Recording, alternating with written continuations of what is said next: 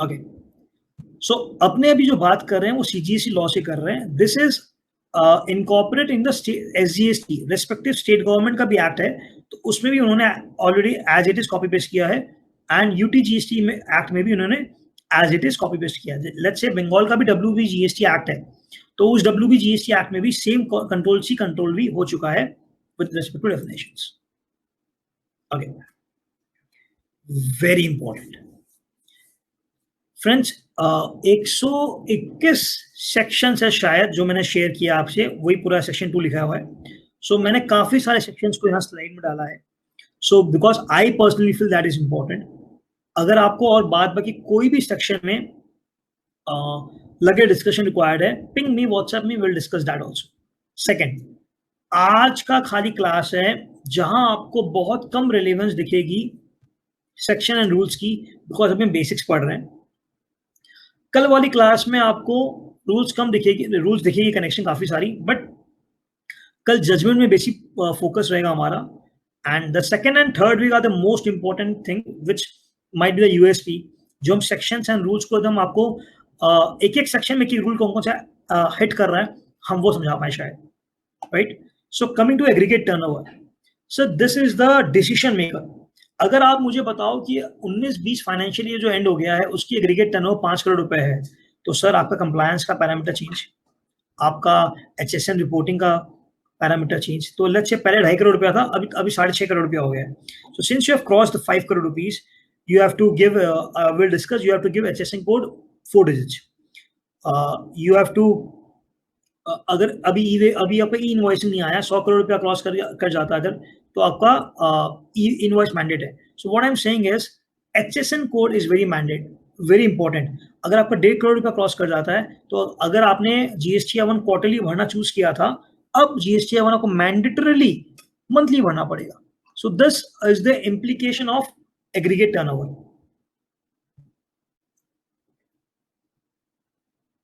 Okay, so what it means, value of all taxable supplies.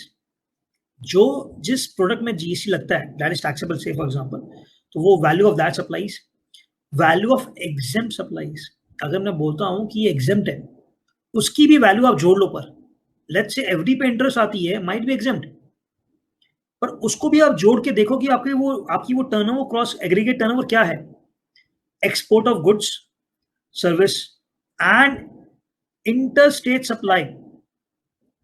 supplies of a person having same PAN. That is, Pantaloons Bengal is shifting some goods to Pantaloons Gujarat.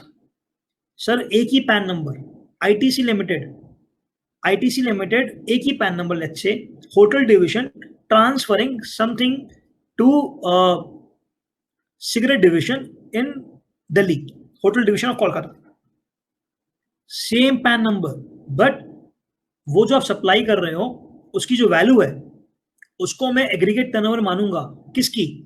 जो state supply कर रही है, right. तो अगर Bengal ITC Delhi ITC को माल भेज रहा है, पैसा नहीं लेगा, हार्डली मैटर्स, वो अपनी बात करेंगे, बट उस वैल्यू को मैं एग्रीगेट टर्नओवर में जोड़ूंगा जरूर.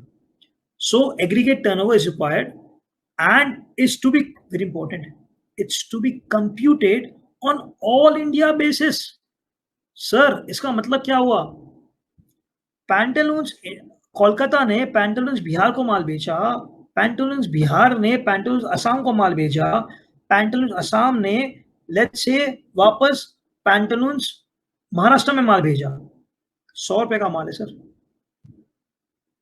बंगाल का 100 रुपए एग्रीगेट टर्नओवर में जुड़ जाएगा, बिहार का एग्रीगेट टर्नओवर में जुड़ जाएगा 100 रुपया, असम में जुड़ जाएगा, और महाराष्ट्र लिया है तो उसमें नहीं आएगा. तो तीनों स्टेट के एग्रीगेट टर्नओवर में 100 रुपया जुड़ जाएगा. अब वो एग्रीगेट टर्नओवर को मैं ऐड करके देखूंगा कि मेरा एग्रीगेट टर्नओवर कितना है एट पैन लेवल.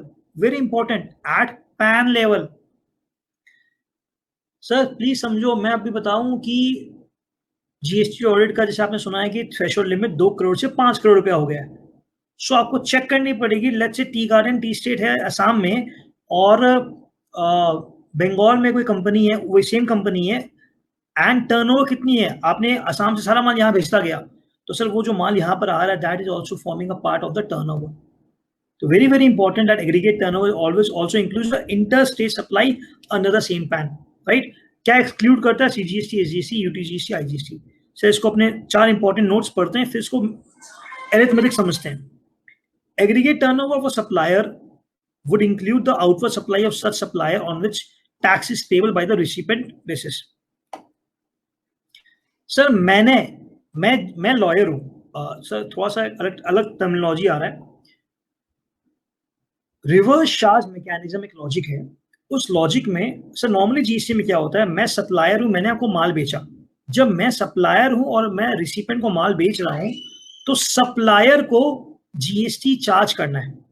सप्लायर 100 रुपए का माल बेच रहा है, सप्लायर 18% जीएसटी चार्ज करेगा और आपसे 118 रुपए लेगा. तो सप्लाई की लायबिलिटी बनती है कि 18 रुपया चार्ज करें.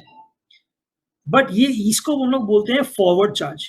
Coming to reverse charge, reverse charge में क्या होता है, सप्लायर आपको बोलेगा भाई जी अब मेरे को 100 रुपया दे दो. Now it's liability of the recipient to pay 18 rupees from his pocket to the government and take the credit. तो इसको बोलते हैं रिवर्स चार्ज. जहां रिसिपेंट टैक्स पे करे इसको बोलते हैं रिवर्स चार्ज. तो कुछ सर्टेन सर्विसेज में और गुड्स में गवर्नमेंट ने डिफाइन कर दिया कि ये वाला ट्रांजैक्शन मैंडेटरीली रिवर्स चार्ज में ही होगा.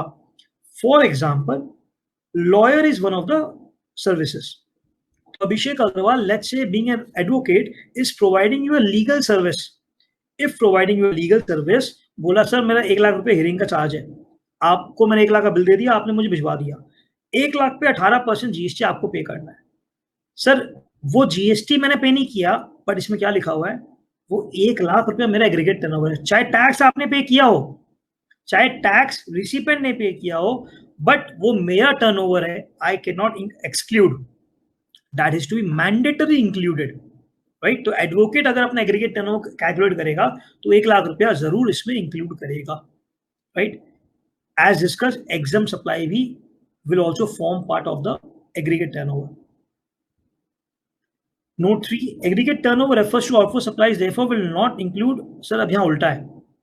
अब यहाँ क्या बोल रहा है, जैसे अभिषेक अग्रवाल ने मैं लॉयर हूं, मैंने आपको 1 लाख रुपया का सर्विस दिया जिसमें रिवर्स चार्ज लग गया, आपने रिवर्स चार्ज में टैक्स पेमेंट किया, मैंने कुछ नहीं किया, वो मेरे एग्रीगेट टर्नओवर में आएगा. सर लेट्स से मैं और एक लॉयर से सर्विस लेता हूं, फॉर एग्जांपल, एंड नाउ क्योंकि लॉयर के फीस पे रिवर्स चार्ज एप्लीकेबल है, तो इस लॉयर पे भी रिवर्स चार्ज एप्लीकेबल होगा. Here I am the recipient, I am liable to pay tax. So since I am just because I am paying tax, ये मेरे टर्नओवर में ऐड नहीं होगा, ये उस लॉयर के टर्नओवर में ऐड होगा. ये नोट 3 में क्लेरिफिकेशन है कि आप वर्ड ध्यान दो, तो यहाँ पर इनवर्ड सप्लाईज है और पहले वाले स्लाइड में फर्स्ट पॉइंट में आउटवर्ड सप्लाईज था, राइट. सो जो रिवर्स चार्ज में जो टैक्स पे कर रहा है, इसका मतलब ये नहीं कि मैं टैक्स पे कर रहा हूं तो मेरे टर्नओवर में आ जाएगा, नहीं. मैंने सप्लाई किया इसलिए टर्नओवर में आएगा, मैंने पेमेंट किया, hardly matters. And very very important, activities transaction as stated in schedule 3, we'll discuss what is schedule 3, will not be included. तो schedule 3 में कुछ आइटम्स डाले हुए हैं, वो आइटम्स का वैल्यू को हम लोग एग्रीगेट टर्नओवर जब कैलकुलेट करेंगे तो हम लोग नहीं करेंगे, कंसिडर नहीं करेंगे. सो अरिथमेटिक है सर, इसमें खाली टाइम दे रहे हैं बहुत ज्यादा, बिकॉज ये बहुत इंपॉर्टेंट डेफिनेशन है.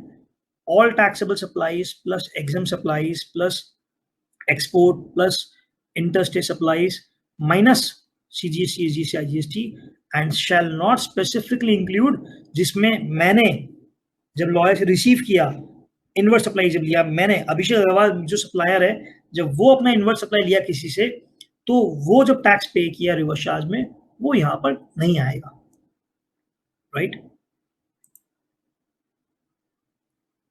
ओके, अभी हम 2 डेफिनेशन पढ़ेंगे, इसको हम लिंक करेंगे जब हम पीओएस पढ़ेंगे. सो 2 खाली डेफिनेशन है, agent, next is intermediate. Very important, what is agent, जो पढ़ के समझ में आ रहा है. Agent means a person including a factor, broker, commission agent, अर्थ या डेलीक्रेट एजेंट, एन ऑक्शनर और any other mercantile agent by whatever name called, कोई भी नाम से बुला लो. who carries on the business of supply or receipt of goods or service or both on behalf of the another. Sir इसका मतलब क्या हुआ? प्रिंसिपल के बदले अगर मैं कोई चीज सप्लाई कर रहा हूं या मैं कोई चीज रिसीव कर रहा हूं तो मैं एजेंट बन गया, राइट? मैं एजेंट बन गया। इसमें इतना ही है। नेक्स्ट चलते हैं। इंटरमीडिएट देखिए ऊपर लिखा हुआ है आईजीएसटी एक्ट, तो agent is defined in CGST act, intermediate is defined in IGST act. This is to be compared very closely, इसलिए मैंने इसको यहाँ पेस्ट किया। Intermediary means again broker, agent, तो इंटरमीडियरी इंक्लूड्स एजेंट और any other person whatever name called. ध्यान से who arranges और फैसिलिटेट्स, मैं अरेंज करवा रहा हूं या फिर फैसिलिटेट करवा रहा हूं the supply of goods or service or both or securities between two or more person but does not include a person who supplies goods or service on his own account. Sir मैं वो हूं जो arrangement करवा रहा हूं या facilities करवा रहा हूं, बट मैं वो कभी भी नहीं हूं जो अपने ही बैनर में या अपने अकाउंट से गुड्स या सर्विस को सप्लाई कर रहा हूं। बहुत इंपॉर्टेंट है। सो एजेंट में उल्टा लिखा हुआ है, एजेंट वही है जो अपने अकाउंट में सेल या रिसीट कर रहा है, सप्लाई या रिसीट कर रहा है। इंटरमीडियरी इज पर्सन जो अपने अकाउंट में कभी भी नहीं कर रहा, वो खाली अरेंजमेंट या फैसिलिटेशन करवा रहा है। ठीक है, तो ये दो जो मैं समझा रहा हूँ, ये थोड़ा सा इंपॉर्टेंट डेफिनेशन है।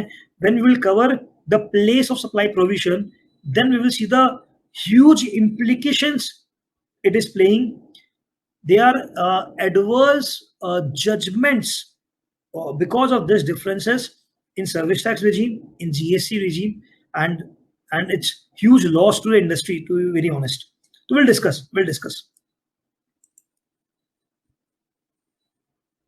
Okay. सर थियोरेटिकल नहीं जाते हैं, इसमें क्या लिखा हुआ है? बिजनेस क्या होता है?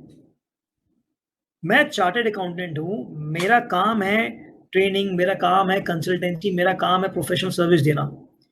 नाउ अगर मैंने एक बार एक क्लाइंट ने मुझे बोला कि भाई मेरा फ्लैट बिकवा दे, और एक क्लाइंट ने बोला भाई मुझे फ्लैट चाहिए, मैंने दोनों को मिलवा दिया, and because of that I get a 50,000 rupees cheque for whatever, say wrong example, C cannot do. A person who is a business in, let's say, cell phone dealer and does this arrangement, so क्या उसका business हो गया? Real estate broker, उसका काम है sir, वो देरी सुबह आके 10 बजे दुकान खोलता है, रात को 10 बजे दुकान बढ़ाता है। उसका एक कस्टमर आके बोलता है भाई मुझे घर बेचना है, और एक कस्टमर बोलता है भाई मुझे घर खरीदना है, वो दोनों को मिलवा देता है, 50,000 रुपये अपना कमीशन मांगता है। क्या वो पूरे लाइफ टाइम में, और शायद वो कभी काम करेगा ही नहीं, क्या वो इसका बिजनेस हो गया? तो इसमें लिखा हुआ है कि इरेस्पेक्टिव ऑफ द वॉल्यूम, आप देखो clause C, irrespective of the volume, irrespective of the frequency, irrespective of the continuity और रेगुलरिटी, वो बिजनेस माना जाएगा। सो मैं जीएसटी रजिस्टर्ड पर्सन हूँ, सेलफोन में दुकान है मेरी, मैं मोबाइल फोन बेचता हूँ, मैंने 2 कस्टमर को मिला के 50,000 रुपये कमीशन क्या कमा लिया रियल एस्टेट से, वो भी that will be also be subject to GST provided my shop is a proprietorship concern, मतलब मेरा पैन नंबर अगर GST में रजिस्टर्ड है तो। सो बिजनेस इज, आप कुछ भी करो, छोटा बड़ा कुछ भी करो, जीएसटी ऐप, मतलब that is a business. Sir हम सप्लाई का डेफिनेशन जब पढ़ेंगे ना, उसमें 3 बहुत इंपॉर्टेंट लिम्ब है, 3 डाइसेक्ट है। तो the third dissect is very important, that sounds as in the course of furtherance of business. So वो business इसलिए यहाँ पे important है। हर वो चीज जो आपने किया वो बिजनेस। सर यहाँ पर मैं बताऊं, अमेंडमेंट आया हुआ है क्लॉज एच में, पहले सर्विस था, उसको रिप्लेस कर दिया उसने एक्टिविटीज।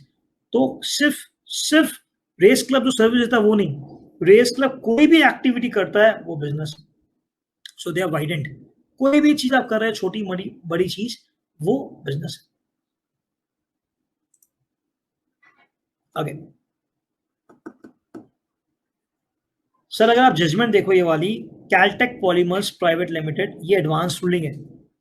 सो अब एडवांस रूलिंग देख रहे हैं सर, इसमें आपको समझना पड़ेगा, ये जजमेंट शायद मैं 2 या 3 बार और लाऊंगा पूरे 16 दिन के कोर्स में। ये बहुत ही रीसेंट रूलिंग है। इस रूलिंग में क्या बोला गया कि एक कंपनी है, वो अपने एम्प्लॉयज को फूड प्रोवाइड करती है। अब उस फूड वो जो सप्लाई कर रही है, वो पहला बात तो सप्लाई हो गया। अब आप देखो, वो एक बहुत बड़ी कंपनी है, लेट्स से कोई मैन्युफैक्चरिंग कंपनी है, अब वो अपने एम्प्लॉयज को खाना दे रही है। क्या वो खाना देना उसका आउटडोर केटरिंग बिजनेस हो गया? तो according to this advance ruling, yes. So recovery of the food expense from the employees for the canteen service provided by the appellant comes under the definition of the outward supplies. Second para. In the pre-GST, wide number 19 and 20 of service tax का वो refer कर रहा है। Same चीज में exempted, तो service tax में exempted था। Third number, clause B of business definition जो हमने पहले पढ़ा भी, supply of food by applicant to its employees termed as transitional, incidental or ancillary to main business। Sir चलते हैं वापस। Clause B, any activity or transaction in connection with or incidental or ancillary। So section 2 subsection 17 clause B को उन्होंने बोला कि it's ancillary to the main supply। There is a supply as provided in 7.1. We'll discuss what is 7.1. That is a definition of supply. 17.7.1 clause A of GST Act. Hence, applicant comes into the definition of supplier. तो इसलिए इस कारण वो supplier बन जाता है। No doubt वो अपने एम्प्लॉय से प्रॉफिट नहीं कमा रहा, no profit. As the applicant recovers the cost, उसका 100 रुपए थाली लगा, वो 100 रुपए थाली लिया from its employees, there is a consideration and recovery of the food expense from the employee of the canteen service taxable as a supply of service under GST। Sir वो बहुत बड़ी कंपनी है, सारे एम्प्लॉयज को खाना देती है, employees से पैसे रिम्बर्स करती है, no profit. Then also this supplying of food to employee is also becoming a business। GST लगेगा sir, right? So this is the impact where small definitions play a huge role। So capital goods क्या है? जो आप capitalize करते हो, right? So capital goods means the value of which is capitalized in the books or account of the person claiming the input tax credit and which are used or intended to be used in the course of furtherance of business। Perfect। Assuming that the value of the capital goods was not capitalized in the books of account, the person purchasing the capital goods will still be eligible to claim the ITC on such goods as input, since the definition of input tax applies to goods as a whole। So sir, goods सब कुछ हो गया, उसमें एक portion हो गया capital goods. सो आप capitalise करो या नहीं करो, आपको आईटीसी मिलेगी। अब इसमें थोड़ा सा बात करते हैं। 100 रुपया प्लस 18 रुपया आपने मुझे दे दिया और मैंने आपको एक एसेट दिया जिसको आपने कैपिटलाइज कर लिया। अगर आपने 100 रुपया कैपिटलाइज किया तो आपको 18 का क्रेडिट मिल सकता है। अगर आपने 100 रुपया रेवेन्यू एक्सपेंडिचर मारा तब भी आपको 18 रुपया क्रेडिट मिल सकता है। बट अगर आपने 118 ही कैपिटलाइज कर लिया, फिर आप 18 रुपए का वापस क्रेडिट लो, नहीं चलेगा sir. Double benefit not allowed. आप 118 अगर आप कैपिटलाइज कर रहे हो तो you are not allowed to take the credit. Point 3, capital goods. Sir अब देखो डेफिनेशन फर्स्ट पॉइंट में खत्म है, ये 2 पॉइंट मैं डिस्कस करूं बिकॉज बहुत इंपॉर्टेंट है। Capital goods lying at the job workers' premises would be considered as capital goods in the hands of the purchaser as long as the said capital capitalized। इसका क्या मतलब है? Sir मेरा job worker Maharashtra में मेरे बोलने पे जूता बना रहा है, तो वो जूता का जो भी एक कैपिटल गुड्स का इंस्टॉलेशन है वो मेरा है, तो वो मेरे बुक्स में कैपिटलाइज्ड है। पर वो कहाँ पर है? वो वहां पर मैंने भिजवाया है, तो उनके यहाँ पर है, पर मेरे बुक्स में कैपिटलाइज है, कोई दिक्कत नहीं है, माना जाएगा, ठीक है। ये नहीं कि उसके बुक्स में कैपिटल होना चाहिए, वो मेरे बुक्स में कैपिटलाइज भी चल जाएगा। Okay sir, casual taxable person क्या होता है? जो एक आदमी कैलकाटा में रजिस्टर्ड है, वो महाराष्ट्र में जाके एग्जीबिशन में पार्टिसिपेट करता है। उस एग्जीबिशन में वो स्टॉल लगाता है 6 दिन 7 दिन 10 दिन के लिए, और वो बैठ के वहां माल बेचता है। सो गवर्नमेंट बोलती है महाराष्ट्र वाले कि भाई तुम बंगाल में रजिस्टर्ड हो, माना तुम महाराष्ट्र में आओगे माल बेचोगे, ठीक है, पर तुम्हारा रजिस्ट्रेशन तो यहाँ पर है नहीं, तो तुम यहाँ रजिस्ट्रेशन ले लो। अब हम बोल रहे हैं कि भाई बंगाल से तो मैं पूरे साल में 10 जगह जाता हूँ एग्जीबिशन लगाने, is it possible to take registration and each and every state and to do all the compliances? तो गवर्नमेंट बोला ठीक है, काम करो, you take a CTP, that is casual taxable person registration, for a very short span of time, come sell the goods and do the compliances. तो sir इसकी बहुत छोटी सी कंप्लायंसेस है, वो विल टेक केयर। सर इसमें contradiction है, I have not mention, if you can take a note you can take a note. Circular 10 issued in the financial year 2017, so 10/17 circular है, 28 जून 2017 का डेटेड है। उसमें ज्वेलरी के बारे में लिखा हुआ है कि अगर आप श्योर नहीं हो कि माल बिक्री होगा या नहीं होगा, गुड्स गया ऑन अप्रूवल बेसिस, वहां पर 10 लाख का माल गया, 1 लाख का माल बिका, 9 लाख वापस आ गया, तो आप 1 लाख का जो है वो बंगाल की बिल बुक से IGST लगा के बिल बना सकते हो। Straight contradiction with the agenda of the definition altogether, but despite we are having adverse case laws, right? So I'm giving you two things which is there in the law contradicting each other. Number one is circular 10/17 dated 28 June 2020, 28 June 2017, and a definition of a casual taxable person, section 2 subsection 20.